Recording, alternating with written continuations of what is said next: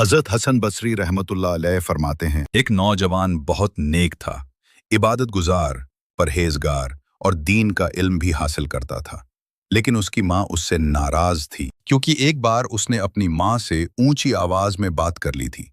ماں نے غصے میں آ کر بددعا دے دی،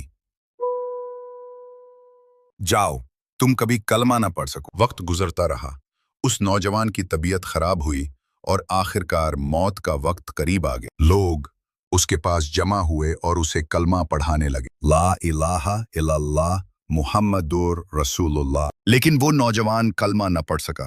وہ زبان سے کچھ اور بکتا رہا۔ لوگ حیران تھے۔ کسی نے اس کی ماں کو بلایا۔ ماں آ گئی، روتی ہوئی اس کے قریب بیٹھی۔ لوگوں نے کہا، اسے معاف کر دو، یہ آخری وقت ہے۔ اے اللہ، میں نے اسے دل سے معاف کیا جیسے تو معاف کرتا ہے۔ یہ کہنا تھا کہ نوجوان نے فوراً آنکھیں کھولیں، مسکرا کر کلمہ پڑھا اور روح پرواز کر گئی۔